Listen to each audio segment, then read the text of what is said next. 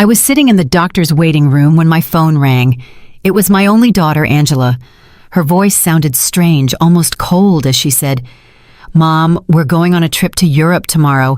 I already sold your beach house and your car. We needed the money. Bye." And she hung up, just like that. 45 years raising her, sacrificing for her, and she discarded me like garbage. But I took a deep breath and smiled, because there was something my dear daughter didn't know. My name is Antonia Brooks.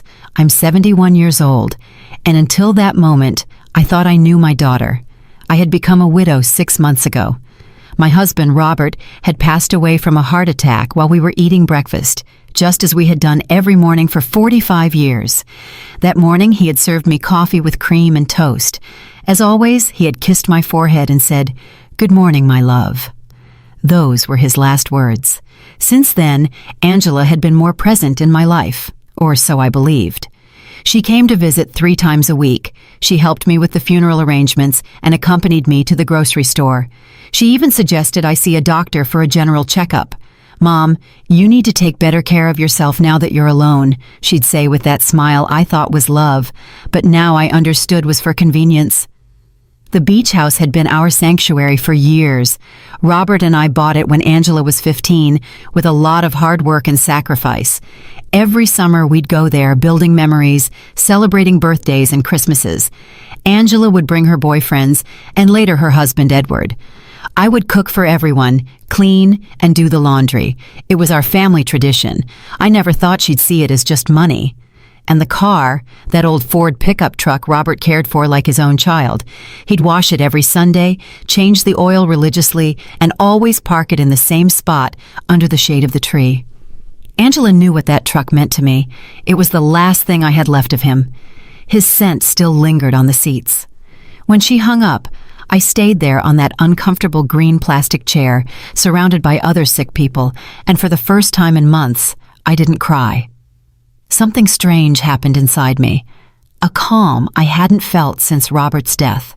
Because in that moment, I remembered something I had completely forgotten. 3 days before he died, Robert had handed me a manila envelope. "Antonia, put this in the drawer of your dresser. If something happens to me, open it after a while, but only when you feel ready." I had put it away without much thought. After the funeral, with so much grief and so many arrangements, I simply forgot. But there it was, waiting for me at home. The nurse called me to go into the office. The doctor examined me and said I was in good health for my age, that I just needed to rest more and eat better. I nodded and smiled, but my mind was elsewhere. I was thinking about that envelope, about the coldness in Angela's voice, and how Edward was probably behind all of it. He had never liked me. He always saw me as a nuisance. I left the office and walked slowly to the bus stop. I no longer had a car, according to Angela, but as I waited, I couldn't help but smile. There was something poetic about all of this. My daughter thought she had left me with nothing, but what she didn't know was that Robert, my dear Robert, had always been a man who planned ahead. The bus arrived, and I sat by the window. I watched the city go by. The houses, the stores, people rushing everywhere, all with their own tragedies, their own secrets. I had my own too, and I was about to discover them. When I got home, I went straight to my room. I opened the dresser drawer, and there was the manila envelope, exactly where I had left it. My hands trembled slightly as I picked it up. I could feel there were several documents inside. Robert had written my name on the front in his neat handwriting. I sat on the bed we had shared for so many years and took a deep breath. It was starting to get dark outside, and the house was filling with those familiar shadows that no longer scared me. I opened the envelope slowly, as if unwrapping a birthday gift. What I found inside would change everything. What I found in that envelope took my breath away. There were legal documents, deeds, bank certificates, and a handwritten letter from Robert. My eyes filled with tears as I read his familiar handwriting. "My dear Antonia, if you are reading this, it means I am no longer with you. Forgive me for not telling you everything while I was alive, but I wanted to protect you from worries. Over the years, I invested our savings in properties and businesses. We don't just have the beach house, we have 6 other properties, including the apartment building where Angela and Edward live. We also have shares in 3 companies that are worth more than you can imagine. You are rich, my love. You always were rich. But now you are on paper, too. My hands trembled as I looked through the documents. There were deeds to houses in different city neighborhoods, a downtown condo, a small motel on the coast, and indeed, the 20-story apartment building where my daughter lived. Robert had been the silent owner for the past 10 years, but had put everything in the name of a company I didn't know about. And according to the papers, I was the sole heiress of that company. There were also bank statements for accounts I never knew existed, with numbers that seemed unreal. Robert had been a bus driver for 40 years, but apparently he had also been a very smart investor. Every penny we saved, every sacrifice we made, he had multiplied in silence, and I never knew anything. In the letter, Robert explained that he had kept it all a secret because he didn't want me to worry about money or for Angela to know about our real financial situation. You know our daughter, Antonia. If she knew we had so much money, her attitude would change. I want her to love us for who we are, not what we have. What irony. Our daughter had left us thinking we had nothing, when in reality, we had everything. That night, I couldn't sleep.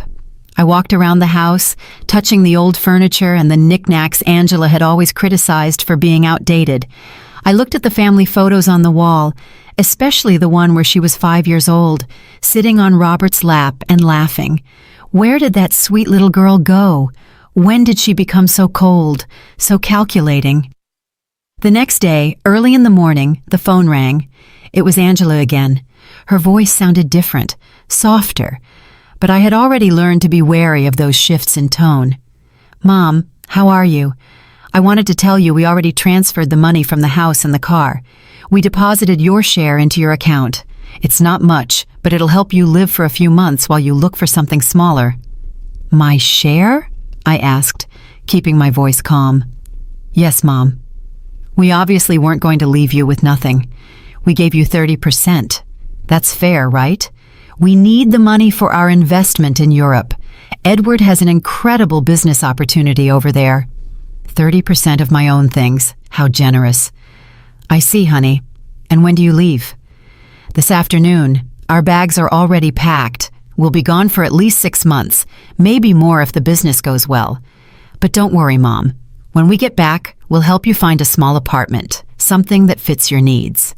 Fits my needs, as if she knew what my needs were. Okay, Angela, have a safe trip. Oh, Mom, I knew you'd understand. You've always been so compassionate. We love you so much. And she hung up. I stood there with the phone in my hand, and for the first time in months, I laughed. I laughed like I hadn't since Robert died. The situation was so absurd, it was comical.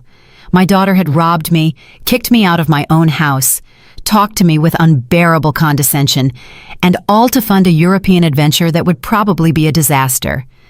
But what bothered me most wasn't the money. It was the ease with which she had discarded me. 45 years of my life dedicated to her, of sacrifice, of unconditional love, and she had erased me from her life with a 2-minute phone call. That was what truly hurt. I checked my bank account online. Sure enough, they had deposited an amount that probably seemed generous to them, but to me was a mockery. They had sold the beach house for much less than it was worth, likely because they needed the cash quickly, and they had sold Robert's truck for a pittance. That afternoon, from my window, I watched Angela and Edward load their suitcases into a cab. He was carrying 2 huge suitcases. She had a very expensive-looking carry-on bag. I watched them laugh, kiss, and make plans.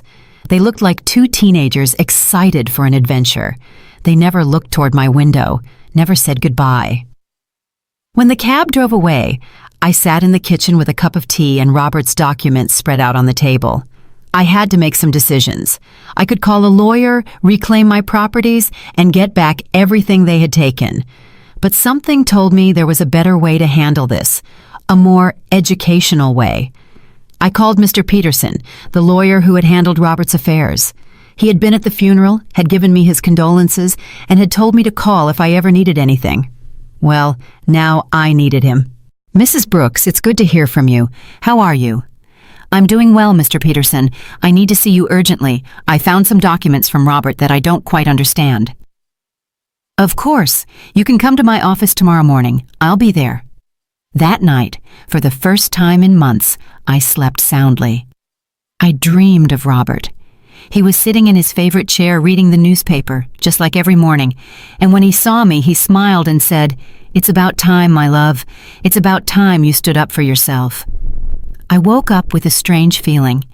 It wasn't exactly happiness, but it wasn't the sadness I had felt for so many months either. It was something like determination. For the first time since Robert's death, I had a clear purpose. I was going to get back what was mine, but not in the way Angela expected. The next morning, I got dressed with more care than usual. I put on my wine-colored dress, the one Robert always said made me look elegant. I fixed my hair and put on a little makeup, and when I looked in the mirror, I saw a woman I hadn't seen in a long time. I saw a strong woman. Mr. Peterson's office was downtown. It was an old but elegant building with marble floors and large windows. He greeted me with a warm smile, but when I showed him the documents, his expression changed completely. "Mrs. Brooks, this is much more than I imagined. Robert was a very smart man. Look, according to these papers, you are the owner of—" "I know, Mr. Peterson, I've already reviewed them. What I need to know is what I can do legally."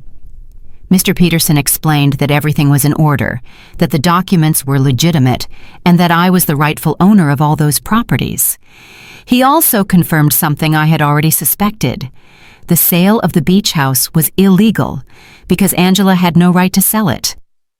"We can get the house back immediately, Mrs. Brooks, and we can also proceed with legal action against your daughter for fraud." "No, Mr. Peterson. I don't want to proceed with legal action. I want to do this another way. I want everything to remain a secret for now. Can you help me?" He looked at me with curiosity, but he nodded. "Of course. You are my client. What do you need?" "I need you to discreetly get the beach house back, do what is necessary to nullify that fraudulent sale, and I need you to help me gain real control of all my properties, especially the building where my daughter lives." "I understand. It will be a process that takes a few weeks, but it's completely feasible." "Perfect. And Mr. Peterson, I need no one to know I am behind all of this, at least for now." When I left his office, I felt as if I had woken up from a very long dream.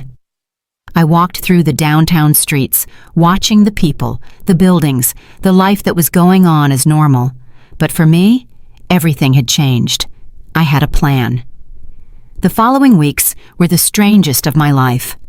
Officially, I was a poor widow who had been abandoned by her daughter, but in secret, I was a rich woman silently orchestrating the recovery of my assets. Mr. Peterson worked efficiently, and every few days, he would call me with updates on the progress of the legal proceedings. I decided to stay in my house for the time being. It was mine, after all, although Angela probably expected me to move into a single room. Every morning I would wake up, have breakfast at the same table where Robert and I had shared so many years, and then go for a walk in the neighborhood. The neighbors would greet me with that mix of pity and curiosity they reserve for recent widows. Aurora, my lifelong neighbor, came up to me one afternoon while I was watering the plants in the front. "Antonia, dear, is it true that Angela went to Europe and left you all alone?" "Yes, Aurora. She went with Edward. They have business plans over there." "And how are you going to live, sweetie? We all know Robert didn't leave much money." "If you only knew," I thought. "Don't worry, Aurora. I'll be fine." "Do you need anything? I can bring you some food, help you with groceries?" "You're very kind, but I'm fine, really." Aurora looked at me with that expression I knew well. It was the same look I had received after the funeral, compassion mixed with a little relief that it wasn't her tragedy. "Well, you know where to find me if you need anything." These conversations were constantly repeated. The butcher, the baker, the lady at the corner store, everyone spoke to me with that soft tone they use with the unfortunate, and I would nod, smile, and thank them for their concern, but inside, a part of me enjoyed this performance. It was like living a double life. Mr. Peterson called me one Wednesday morning. "Mrs. Brooks, I have good news.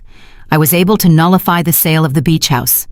The buyers didn't know the sale was fraudulent, so they got their money back without any problems. The house is yours again." "Excellent, Mr. Peterson. And the building where Angela lives?" "That one is more complicated. Technically, you've always been the owner through the company, but we need to make some administrative changes so that you have direct control. That should take another 2 weeks." "Perfect. Keep me informed." After hanging up, I sat in the kitchen with my coffee and thought about Angela. She had been in Europe for 3 weeks, and I hadn't heard anything from her. Not a call, not a message, not even a postcard. To her, I had ceased to exist the moment she got the money she needed, but I knew that was going to change soon. I decided to visit the beach house. I took the bus to the coast, the same route Robert and I had taken hundreds of times. The house was exactly as I remembered it, small, painted cream-colored, with a porch overlooking the ocean. The new owners had put some potted plants on the steps, but other than that, everything was the same. I sat on the curb across the street and looked at it for an hour. I remembered summer afternoons when Angela was little, running on the beach and building sandcastles, Robert grilling fish on the barbecue while I made salads in the kitchen, Angela bringing friends, then boyfriends, then Edward, all those happy moments that she had reduced to a simple commercial transaction. An older gentleman came out of the house and saw me sitting there. He approached me with curiosity. "Are you okay, ma'am?" "Yes, thank you. I'm just remembering. I knew the former owners." "Yes, I knew them very well. What a shame about what happened. They told us the elderly lady was very sick and needed to sell fast. We thought it was a steal, but it turns out the sale wasn't legal. We had to give the house back." "Did you know them personally?" "No. We did everything through intermediaries, but they told us the daughter was handling everything because the mother couldn't." What a sad situation. If you only knew how sad it really was, I thought. "Well, I'm glad you didn't lose your money." "Yes, luckily everything worked out well, although now we have to look for another house. We liked this one a lot." I left there with a heavy heart. It wasn't just the money that hurt. It was the ease with which Angela had lied about me. She had made up a story about my illness. She had used my supposed vulnerability to justify her actions. To her, I wasn't a person with feelings, but an obstacle that had to be removed. That night, I called Mr. Peterson again. "Mr. Peterson, I need you to help me with something else. I want to get Robert's truck back too." "That will be more difficult, Mrs. Brooks. The truck was in your name, but your daughter had a power of attorney that allowed her to sell it. How is that possible?"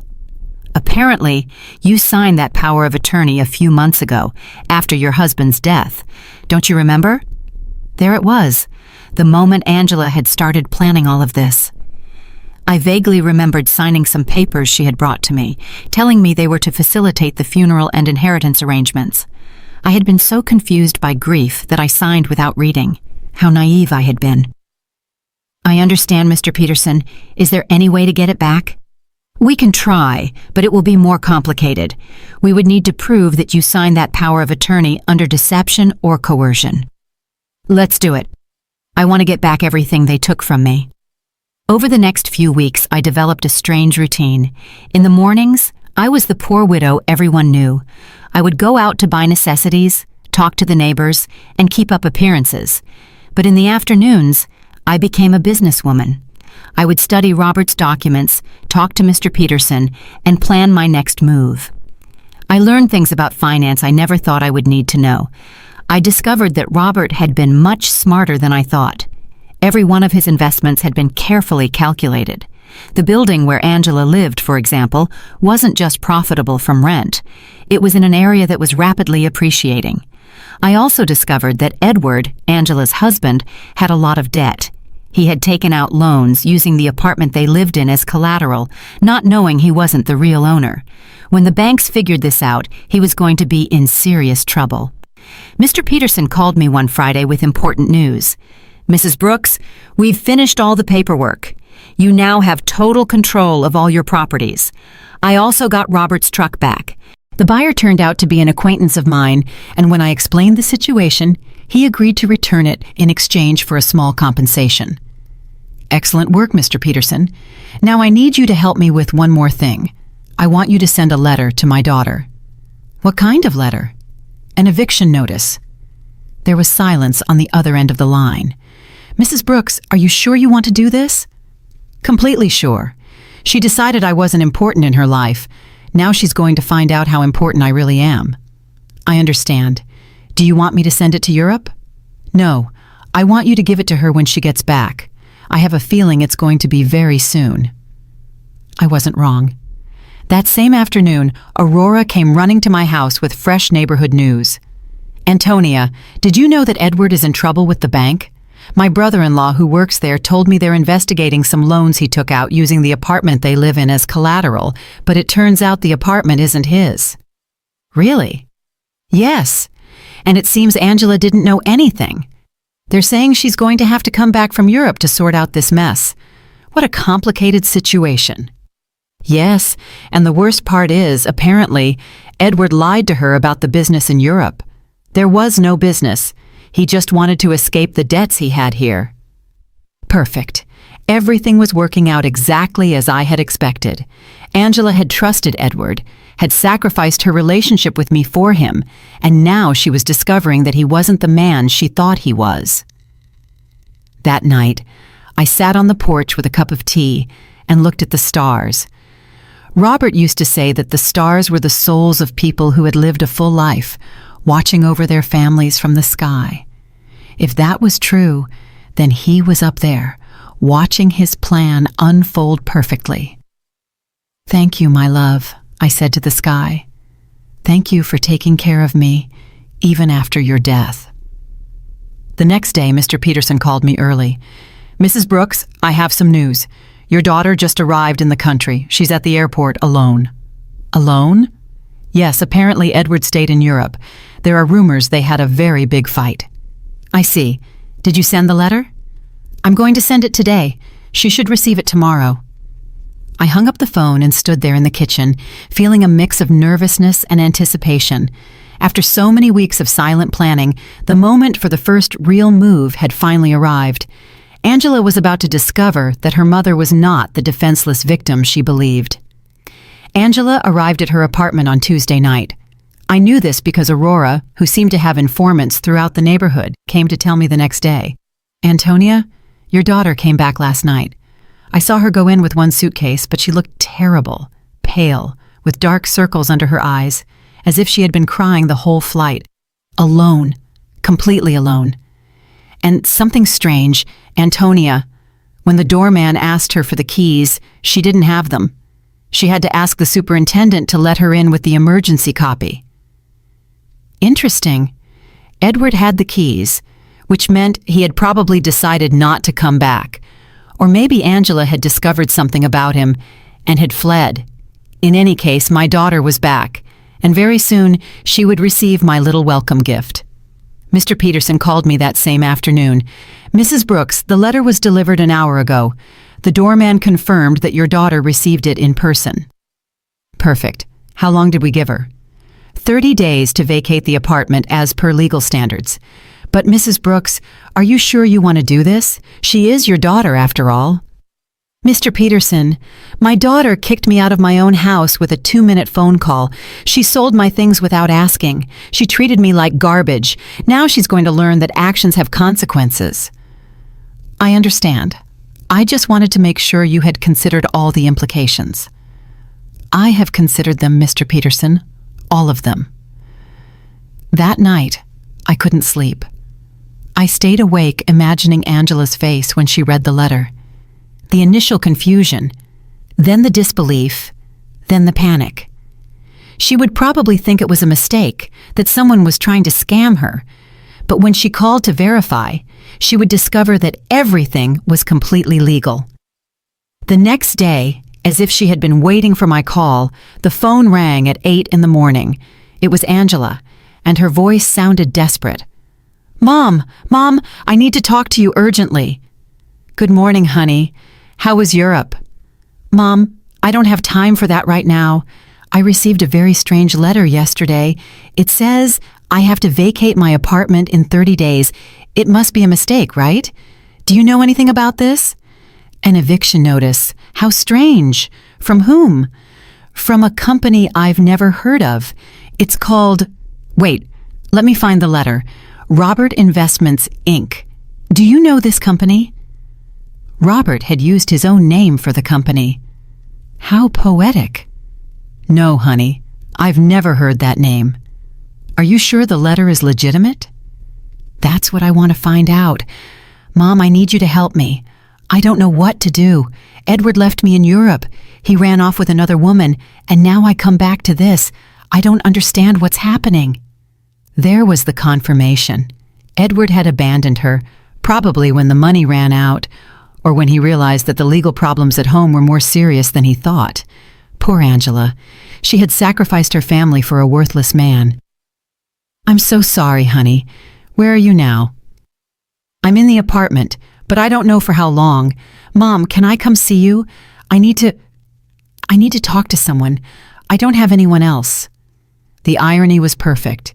Now that she was left without the man for whom she had abandoned me, she remembered she had a mother. "Of course, honey. Come over whenever you want." "I'm on my way." I hung up the phone and looked at myself in the mirror.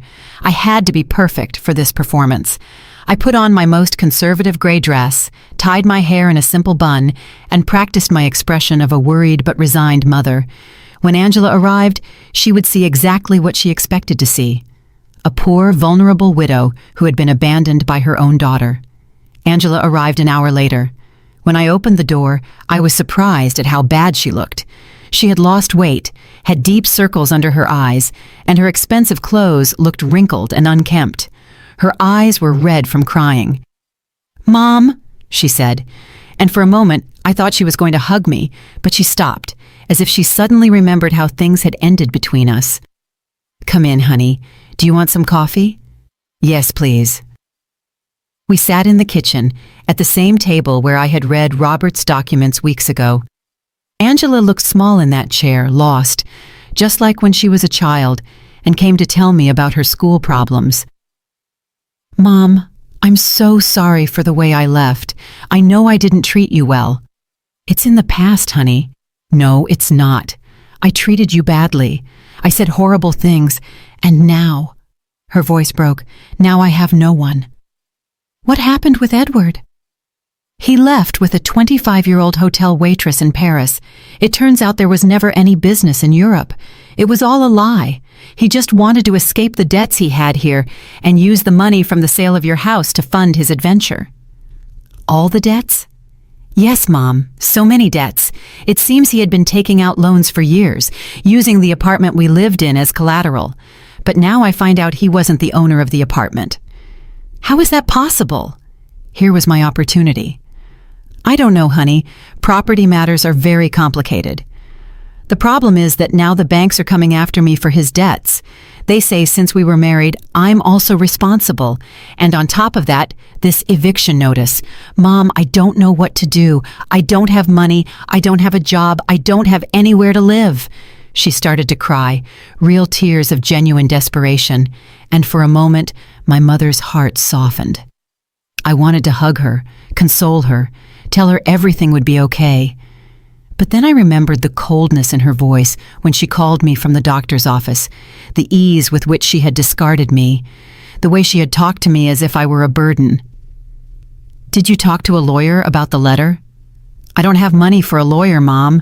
We spent all the money in Europe. Edward took what little was left when he ran off with that woman." "So what are you going to do?" "I don't know. I thought maybe I could stay with you for a while, just until I find a job and can get a small place to live." There was the question I had been waiting for. After kicking me out of my own house, after selling my things, After treating me like garbage, she now wanted me to rescue her. She wanted the poor widow she had created to save her from the consequences of her own actions. Of course, honey, this will always be your home. Angela looked at me with surprise, as if she hadn't expected it to be so easy. Really, Mom, after everything that happened? You are my daughter, Angela. That will never change. She got up and this time she hugged me. It was a desperate hug from someone drowning and clinging to the only thing they can find. I hugged her back too, but not with the unconditional love from before. Now there was calculation in my embrace. Strategy. Thank you, Mom. I promise I'll find a job soon. I won't be a burden. Don't worry about that now. Rest, recover, and then we'll see what your options are. Angela left that afternoon to get some things from her apartment. I stayed in the kitchen, thinking about how easy it had been. She had come to me exactly as I had planned, broken, desperate, with no options, and best of all, she suspected nothing. To her, I was still the poor, abandoned mother who needed her compassion. But this was only the first part of my plan. Having her live with me would give me the perfect opportunity for the next phase. I was going to let her settle in, feel safe, and believe she had found a refuge in my house. And then, when she least expected it, I was going to teach her the difference between being poor by choice and being poor by consequence. That night, I called Mr. Peterson. Mr. Peterson, I need you to do something else for me. Tell me, Mrs. Brooks. I want you to investigate Edward's debts. I want to know exactly how much he owes, to whom, and what legal options I have to separate them from my daughter. That will take time, but it's feasible. Perfect. And Mr. Peterson, I want you to keep this an absolute secret. No one can know I am behind this investigation. Of course, Mrs. Brooks. May I ask what your final plan is? My plan, Mr. Peterson, is very simple. I'm going to save my daughter, but first, she has to understand what it truly means to hit rock bottom. When I hung up, I poured myself a glass of the wine Robert had been saving for special occasions. It had been a long time since I'd had a special occasion like this one. The game had begun, and for the first time in months, I had all the good cards in my hand. Angela moved into my house the next day. She arrived with 2 suitcases and a cardboard box, all that was left of her previous life. I watched her unpack in her old room, the same one she had slept in during her teenage years, and I could see the humiliation in every one of her movements. She had gone from living in a luxury condo to taking refuge in her childhood bedroom. Mom, I found this in the apartment, she said, showing me a manila envelope. It was among Edward's things. It has your name on it.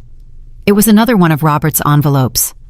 My heart sped up, but I kept my composure. My name? How strange.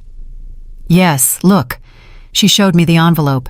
Indeed, it had my name written on it in Robert's handwriting, but this envelope was different from the one I had found in my dresser. This one was smaller, newer. Maybe Edward found it among Dad's things when he died and forgot to give it to me, Angela said. It's possible. Can I see it? I opened the envelope in her presence. Inside was a short letter and a small key. The letter said, Antonia, if you are reading this after having received the main envelope, it means our daughter is going through a difficult time. This key opens a safety deposit box at the Central Bank, downtown branch. The number is 247. There is something there that can help you help her, but use it wisely. With eternal love, Robert.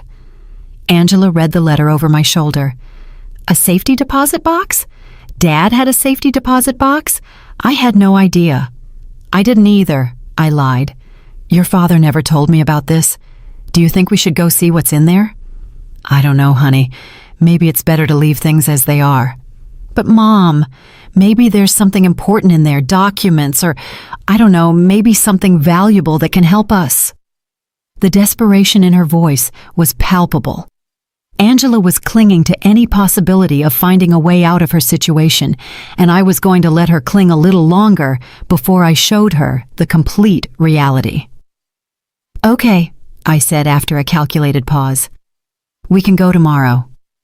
That night, Angela and I had dinner together for the first time in months. She had cooked, trying to be useful, but the food tasted of guilt and desperation. She told me more details about what had happened in Europe, and each story was worse than the last. Edward lied about everything, Mom, not just the business, but the debts, too. I thought he only owed a little bit of money, but it turns out he owes over $100,000. And the worst part is, he used my name for some of the loans without me knowing. How is that possible? He forged my signature. When I married him, I gave him some documents to handle the banking for our joint account. I never thought he'd use them for this. Do you have any way to prove you didn't know? I don't know. It's all so complicated. The banks say that since we were married, I'm responsible for all his debts anyway. And the divorce?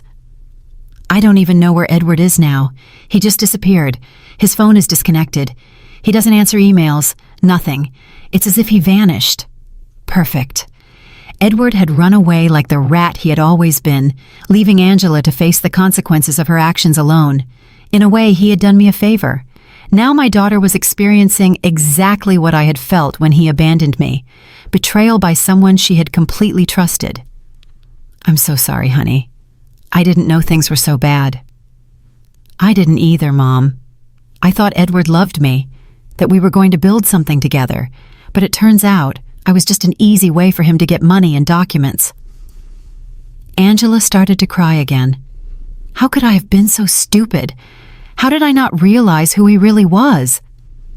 It was tempting to tell her that I had seen the signs from the beginning, that I had tried to warn her that Edward never seemed trustworthy, but that would have broken my facade as a compassionate and vulnerable mother.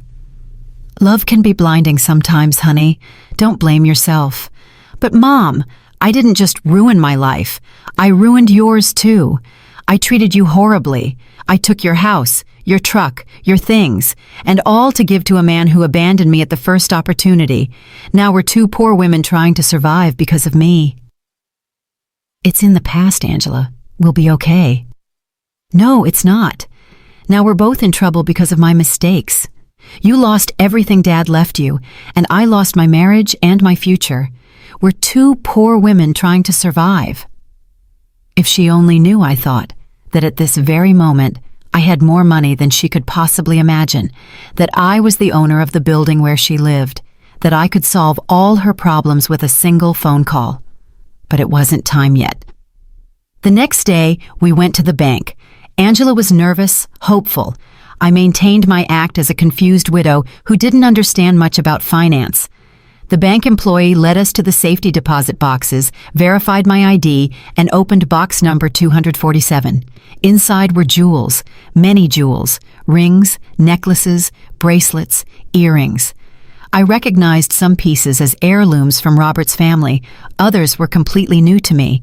There was also a letter explaining the origin of each piece and its approximate value. Angela gasped. Mom, this must be worth a fortune. You think so? Yes. Look at this emerald and this pearl necklace. Mom, Dad saved a treasure here. According to Robert's letter, the jewels were worth approximately $200,000. It was a significant amount, but it was nothing compared to the rest of my assets.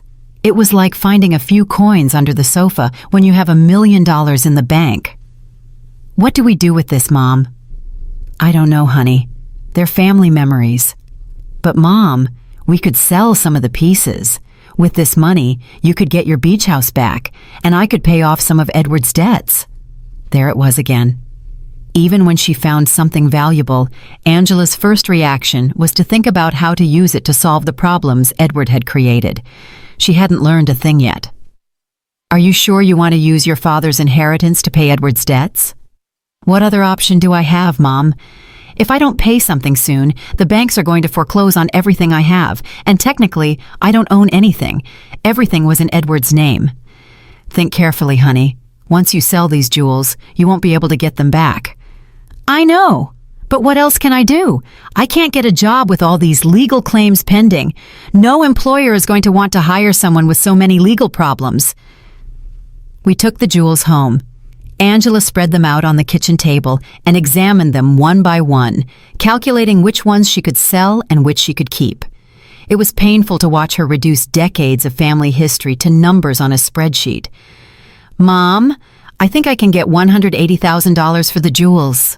she said one afternoon, counting the bills on the kitchen table. "It's less than I expected, but it's enough to pay off the most urgent debts." "Are you sure you want to do this?" "I have no choice. If I don't pay something soon, they'll seize everything. Even this house could be at risk if they prove I have some kind of legal connection to the properties." How ironic the situation was. Angela was worried about losing a house that I owned, paying the debts of a man who had abandoned her with money from jewels that had belonged to the same man who had created the fortune that could save her. "And how are you going to decide which debts to pay first?" "I talked to a free financial advisor at the bank. She told me to prioritize the debts that have real collateral, because those are the ones that can affect property or lead to immediate foreclosure." Angela had matured so much in these few weeks. The woman who had sold my things without consulting me was now carefully investigating every financial decision. The suffering had made her more responsible, but also more fragile. That night, while she was organizing the debt documents on the table, I received a call from Mr. Peterson. "Mrs. Brooks, I have a full report on Edward's debts. The situation is worse than I thought." "How much worse?" "He owes over $200,000 to several banks and also has debts with private lenders.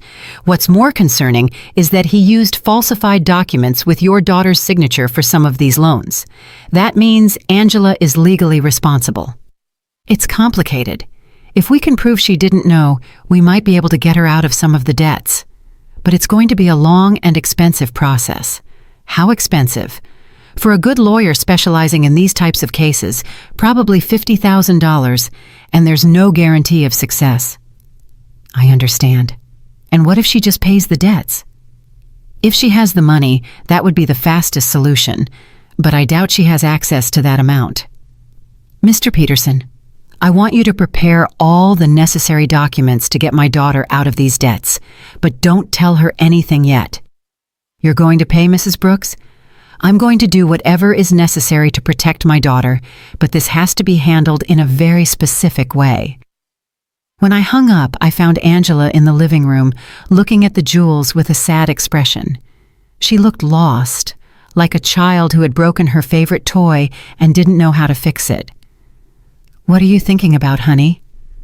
"About Dad. About how disappointed he would be in me if he could see what I did with my life." "Your father loved you very much, Angela. He would understand." "No, Mom. He taught me to be responsible, to value family, not to be selfish, and I did the exact opposite. I abandoned my mother for a man who turned out to be a liar. I sold my family's memories for money. I ruined everything he built." For the first time since she had returned, I heard a genuine regret in her voice. It wasn't just lamenting the consequences of her actions, but a true acknowledgement that she had done something morally wrong. "People make mistakes, honey. The important thing is to learn from them." "But how do I learn from this, Mom? How do I fix the damage I've done?" There was the question I had been waiting for. Angela was finally ready to face the truth about her actions and their consequences, but it wasn't yet time to reveal my final card. First, I had to let her hit rock bottom completely. The next few days were crucial for my plan. Angela decided to sell most of the jewels, keeping only the engagement ring Robert had given me and a small necklace that had belonged to her grandmother.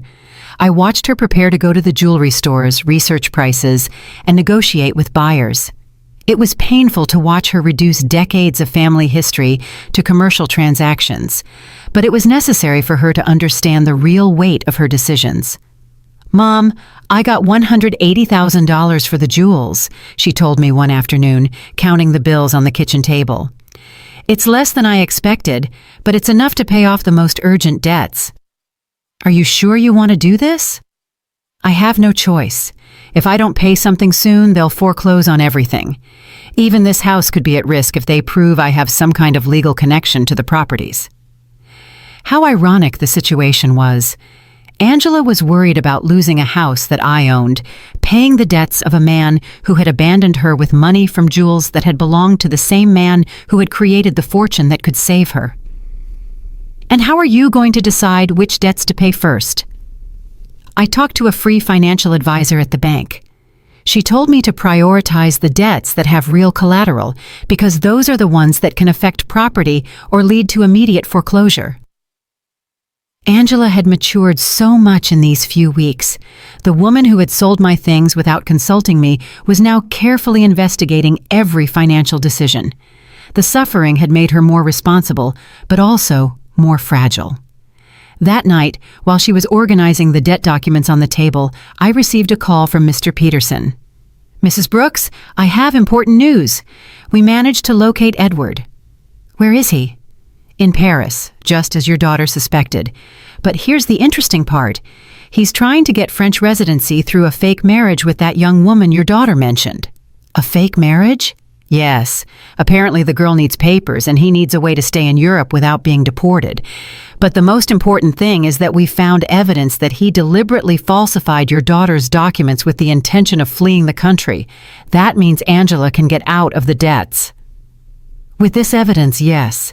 We can prove fraud and coercion. Your daughter won't have to pay anything for what Edward did behind her back." It was perfect. I had a way to save Angela from all her debts legally, without her suspecting that I had the money to do it. "Mr. Peterson, I want you to start the legal process immediately. Don't tell my daughter anything yet. I want the process to be completely finished before I tell her. I don't want to give her false hope." "Understood. This will take about 3 weeks, maybe a month." "Perfect." When I hung up, Angela looked at me with curiosity. "Who was that, Mom?" "A lady who was asking about Mrs. Davis, our neighbor on the corner. She had the wrong number." Lying had become easy.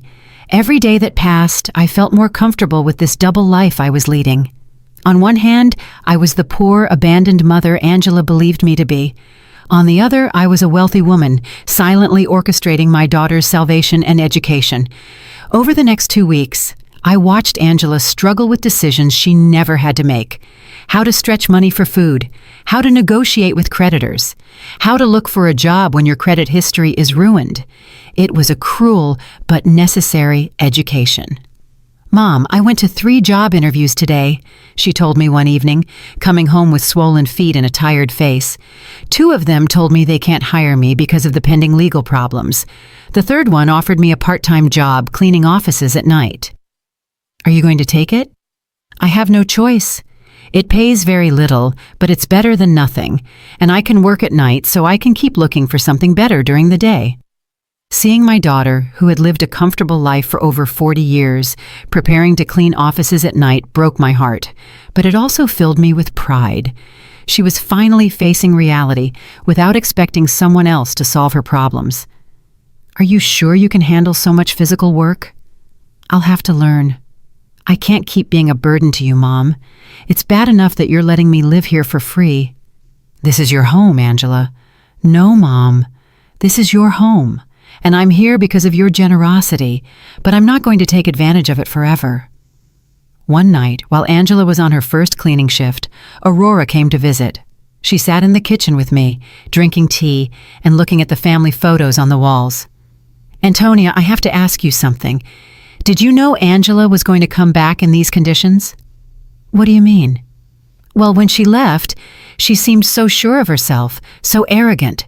She talked about the great life she was going to have in Europe, about how successful Edward was, and now she's back, completely broken, working a cleaning job, living with you again. Life takes many turns, Aurora." "Yes, but there's something else.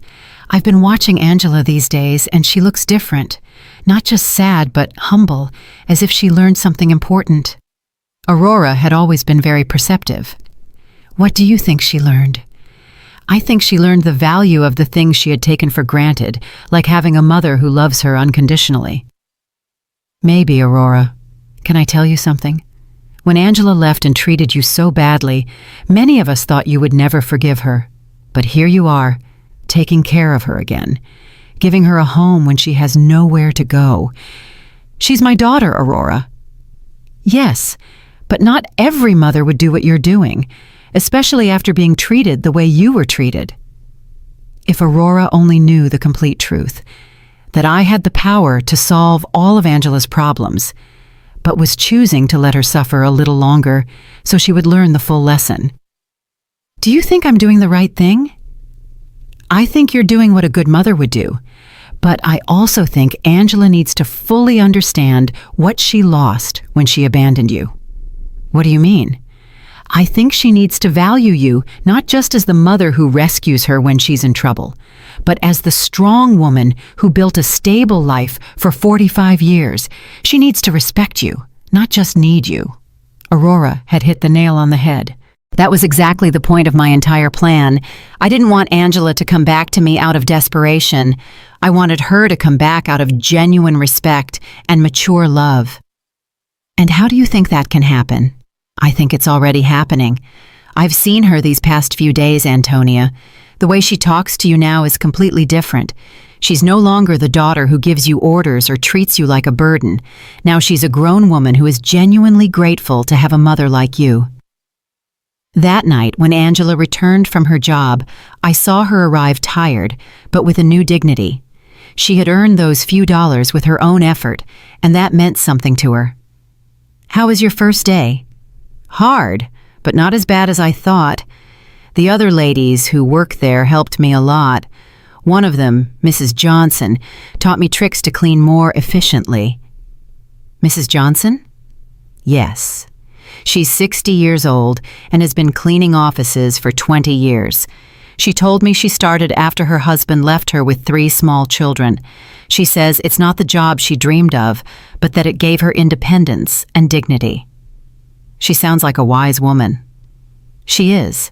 She said something that made me think a lot. She told me there are 2 types of people who end up doing this job. The ones who are there because they never had opportunities, and the ones who are there because they ruined the opportunities they did have. She asked me which group I was in. And what did you tell her?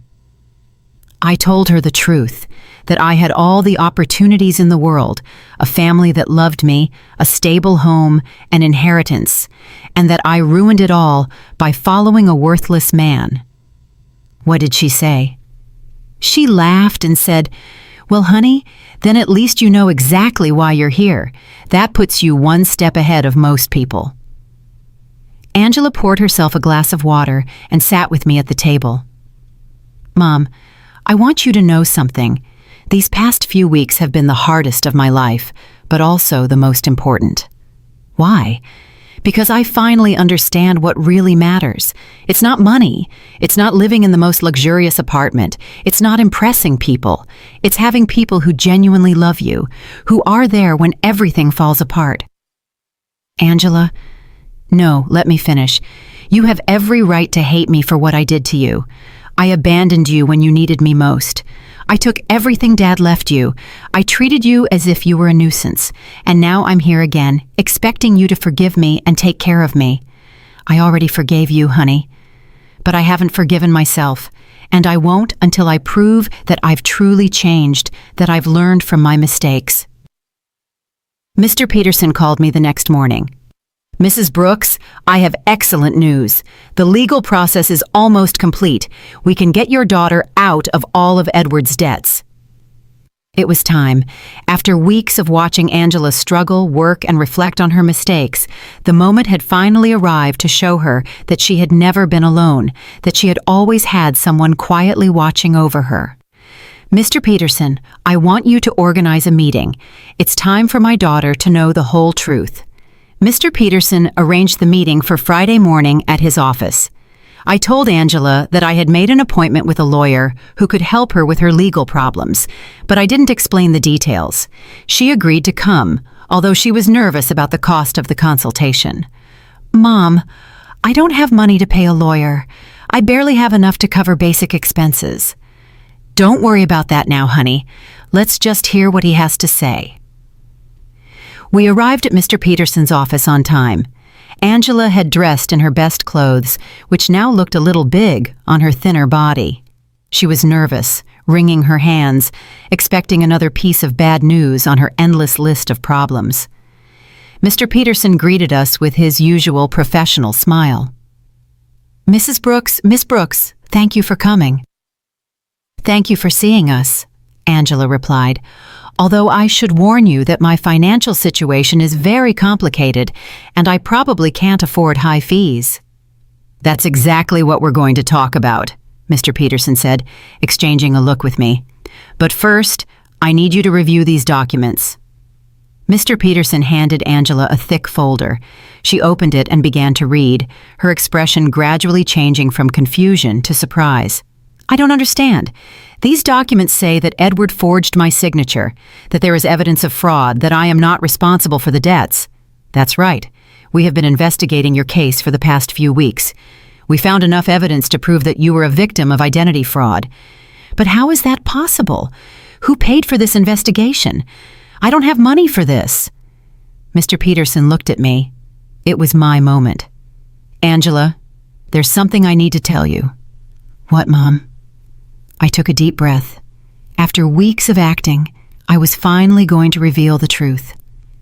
Your father left me more than you knew, much more. What do you mean? Mr. Peterson, show her the other documents. Mr. Peterson took out a second folder and handed it to Angela. This time, the documents were the property deeds, the bank statements, the investment certificates, the entire fortune Robert had built in secret. Angela read in silence for several minutes. Her face went through a complete range of emotions: confusion, disbelief, shock, and finally, comprehension. Mom, this says you are the owner of the building where I lived. Yes, and that you have other properties, bank accounts, investments? Yes, this means that when I sold the beach house, it was my house, and the sale was fraudulent. I already got it back. Angela stared at the papers, trying to process the information. How long have you known this? Since the day you called me from the doctor's office. You knew all this when I came back from Europe asking for help? Yes. You knew you could solve all my problems when you saw me crying every night? Yes. There was a long, tense silence. Angela closed the folders and looked directly into my eyes. Why, Mom? Why did you let me suffer when you could have helped me? This was the question I had been waiting for weeks. Because you needed to learn something you couldn't learn any other way. What? You needed to learn the value of the things you had lost, the value of family, of respect, of responsibility. When you abandoned me, it wasn't just money you took from me. It was dignity. It was love. It was trust. Angela started to cry, but they weren't tears of self-pity like the ones she had shed during these weeks. They were tears of deep understanding. I abandoned you when you needed me most. Yes. I treated you like garbage. Yes. And you saved me anyway. Yes. But not in the way you expected. I didn't save you by giving you money so you could keep making the same mistakes. I saved you by letting you hit rock bottom so you could learn to save yourself. Mr. Peterson discreetly intervened. Miss Brooks, your mother has paid all the legal expenses to free you from Edward's debts. She has also recovered all the properties that were sold fraudulently. You are completely free of legal problems. And the cleaning job I got? You can quit if you want, I said, but I hope you don't. Why? Because that job is teaching you something you never learned when everything was easy. It's teaching you the value of your own effort, the dignity of honest work, the importance of valuing every dollar you earn. Angela wiped her tears and looked at me with an expression I hadn't seen in years.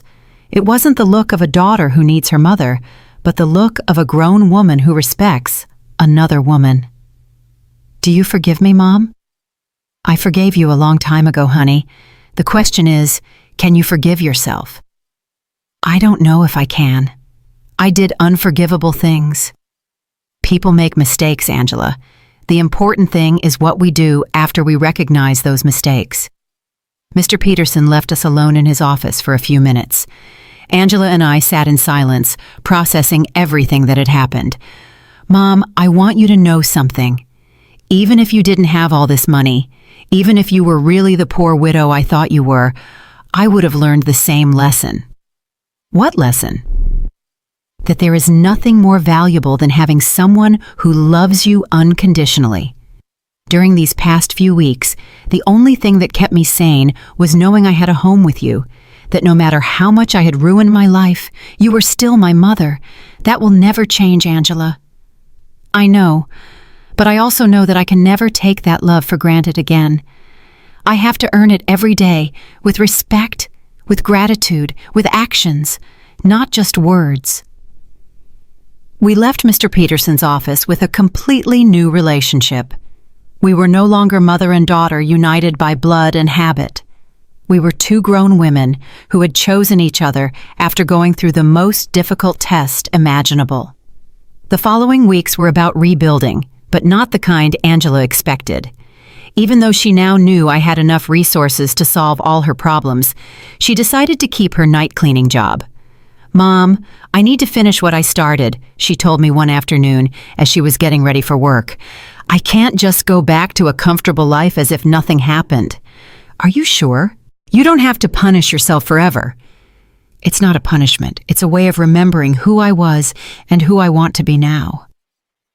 I watched her put on her work uniform, something unthinkable a few months ago when she lived in the luxury condo with Edward. But there was something different in her posture, in the way she moved. She was no longer the broken woman who had arrived crying at my door. She was someone who had found dignity in honest work.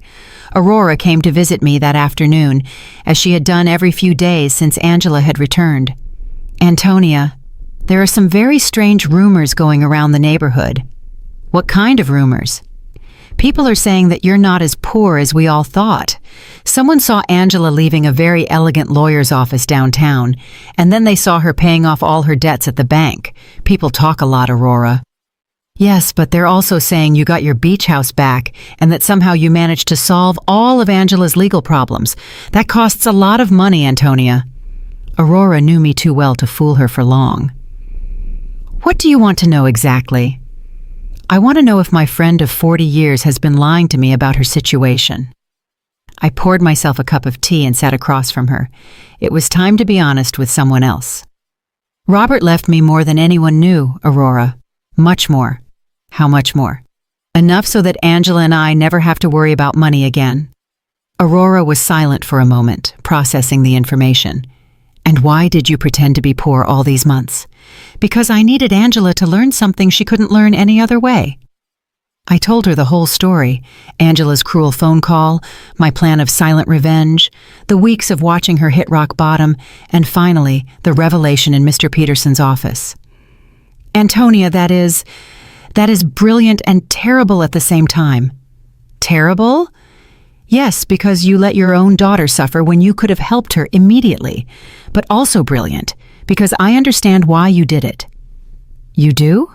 "Yes. Angela needed to learn the value of the things she had lost. If you had simply given her money to solve her problems, she would have learned that there's always someone who will rescue her from the consequences of her bad decisions." "Exactly. But Antonia, didn't it hurt you to see her suffer?" "Every day. Every night I saw her crying. Every morning I saw her get up to go to work, tired and defeated.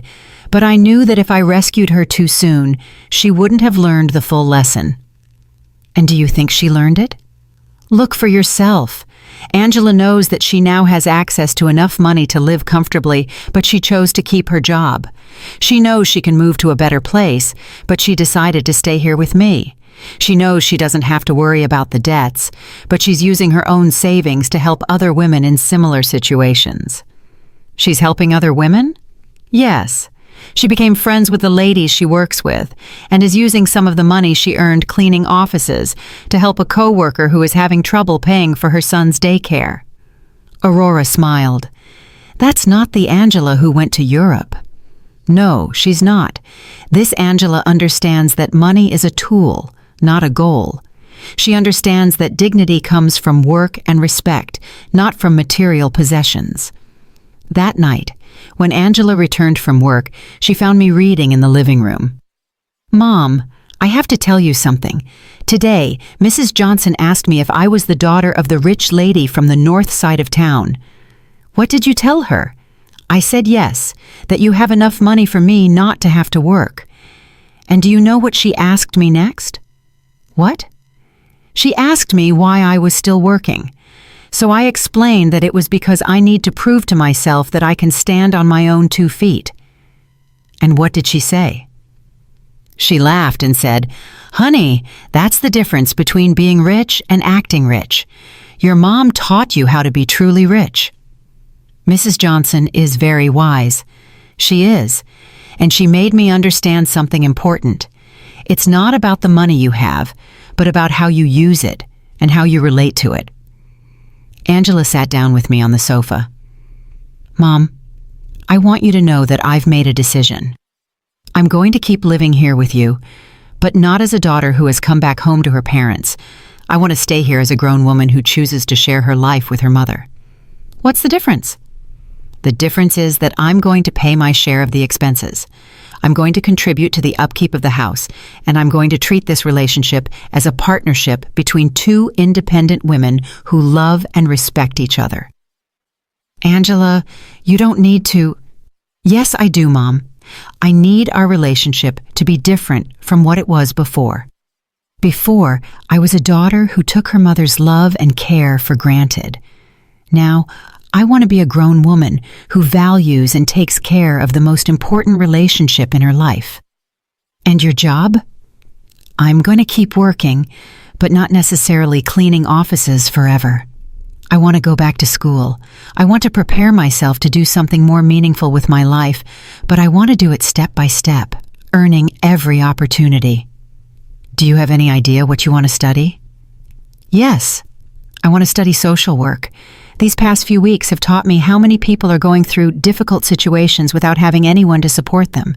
I want to use the resources we have to help other women who are going through what I went through." It was perfect. Angela had not only learned to value what she had, but she had found a way to use her experience for something constructive. "And what about Edward?" "Mr. Peterson told me he was arrested in France for the fraudulent marriage. He's going to be deported soon, but honestly, Mom, I don't care anymore. That part of my life is over." "You don't feel any resentment?" "No. Edward did me a favor without even knowing it. If he hadn't abandoned and betrayed me, I never would have hit rock bottom. And if I had never hit rock bottom, I never would have learned to truly value what I have." That night, for the first time in months, I went to bed completely at peace. My plan had worked perfectly. Angela had not only learned the lessons she needed to learn, but she had emerged from the experience as a stronger, wiser, and more compassionate person. Robert would have been so proud. 6 months later, our life had found a new balance that neither of us could have imagined before. Angela finished her social work studies with excellent grades, and I decided to use some of my resources to establish a foundation to help women in situations of domestic violence and financial abandonment. "Mom, the letter from the university arrived," Angela said one morning, coming into the kitchen with an envelope in her hands. "I was accepted into the master's program. I start next semester. But Mom, I want you to know I'm going to pay for it with my own savings. I've been saving money from my job at the city. The salary isn't high, but she had learned to live with the essentials and to value every dollar she earned." "Are you sure? We can easily afford the master's program." "I know, but I need to do it on my own. It's part of who I am now." Aurora came to visit that afternoon, as she had done every Friday for the past few months. She had become a confidant to both of us, watching our transformation with fascination. "Antonia, I have to confess something," she said, pouring herself a second cup of tea. "At first, I thought you were very cruel to Angela. And what do you think now? Now I think you were the wisest mother I've ever known. Look at your daughter. Really look at her." It was true. The Angela who was in the living room studying for her exams was completely different from the one who had left for Europe months ago. This Angela had a serenity that came from within, a confidence that was based on her own achievements, not on material possessions. "Did you know I saw Angela at the grocery store yesterday, buying vegetables for a family she's helping through her job? She hadn't told me, and when I asked her why she was using her own money instead of the government budget, she told me that some things can't be measured in official budgets." That night, Angela and I had dinner on the porch, something that had become a tradition. It was our time to talk about the day, plan for the future, and simply enjoy each other's company. "Mom, I received a very strange letter today," she said, cutting her salad. "From whom?" "From Edward." My muscles tensed. "Edward? He wrote to you? From where?" "From prison in France. Apparently he was sentenced to 2 years for marriage fraud. In the letter, he says he regrets everything he did and wants to ask for my forgiveness." "And how do you feel about it?" "Honestly, I don't feel anything. No anger, no sadness, no desire for revenge. It's as if that part of my life happened decades ago, not months ago." "Are you going to write back?" "No. Not because I hate him, but because there's nothing to say. That Angela who married him no longer exists. This Angela has nothing to talk to him about." I was impressed by the maturity in her voice. The woman sitting across from me had developed an inner strength that came from hitting rock bottom and getting up on her own. "Do you know what this whole experience taught me, Mom?" "What?" "That true love isn't the one that tells you what you want to hear. True love is the one that teaches you what you need to learn, even when it hurts. It's a difficult lesson to learn, but it's a necessary one." Edward told me what I wanted to hear. He made me feel special. He convinced me that I deserved a life of luxury without effort. You taught me that true wealth comes from hard work, respect, and genuine relationships. That night, after Angela went to her room to study, I sat on the porch alone, looking at the stars and thinking about Robert. I had promised him I would take care of our daughter, and I finally felt I had fulfilled that promise in the right way. I hadn't taken care of her by giving her money when she needed it. I had taken care of her by teaching her to take care of herself. I hadn't saved her by solving her problems. I had saved her by allowing her to learn to solve them on her own. The next day was Sunday, and we had planned to visit the beach house together for the first time since I had gotten it back. Angela hadn't wanted to go before, saying she needed time to process everything that had happened. "Are you ready?" I asked her as we got into the truck. "I think so." The trip was silent, but comfortable. When we arrived, Angela stood for a moment in the truck, looking at the house where we had spent so many family summers. "It looks exactly the same," she said finally. "Some things don't change, but others do. I am not the same person who sold this house." We went in together. The house was clean and tidy, exactly as Robert and I had kept it for years. Angela walked through each room, touching the furniture and looking at the family photos that hung on the walls. "Mom, I want to apologize." "You already apologized, honey." "No. I want to apologize specifically for this house, not just for selling it, but for reducing all our family memories to a commercial transaction. It's forgiven. This house represents 40 years of family summers, of birthdays, of Christmases. Dad built that porch with his own hands. You planted that garden. I learned to swim at that beach, and I turned it all into money to fund the adventure of a worthless man." She sat on the sofa where Robert used to read on Sunday mornings. "Do you know what hurts me the most?" "What?" "That when I sold it, I didn't feel anything. It was just another property. Now being here again, I can feel Dad in every corner. I can hear his laughter, smell his morning coffee, see his reading glasses on the table. He is here, Angela. He has always been here. I know. And I also know that he is proud of how you handled all of this." We spent the whole day at the house, cooking together, cleaning, and fixing small details. It was like a ritual of reconnection, not just with the place, but with the values that place represented. When the sun began to set, we sat on the porch Robert had built, looking at the ocean. "Mom, I have a proposal." "What is it?" "I want us to turn this house into a temporary shelter for women who are leaving situations of domestic violence, a place where they can stay while they rebuild their lives." It was the perfect proposal. Robert would have loved the idea that his beach house would serve to help other families. "I think that's a beautiful idea, honey. We can use some of the foundation's resources to maintain it, and I can oversee the program through my job." "Are you sure you want to turn our family sanctuary into that, Mom?"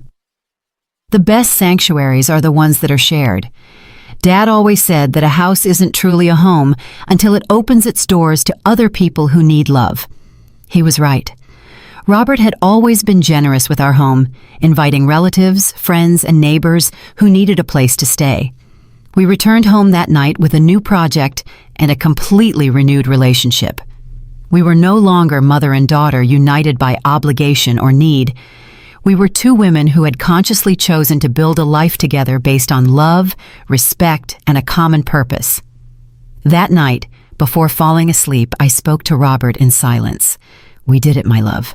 Our daughter finally understood what truly matters. And for the first time since his death, I felt he answered me. I always knew you would. You're both stronger than you think.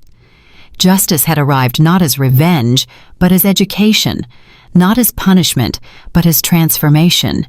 And in the end, we had both gained something much more valuable than money. We had gained an authentic relationship built on a solid foundation that no future crisis could destroy. Did you like my story, and which city are you listening from? Let's meet in the comments.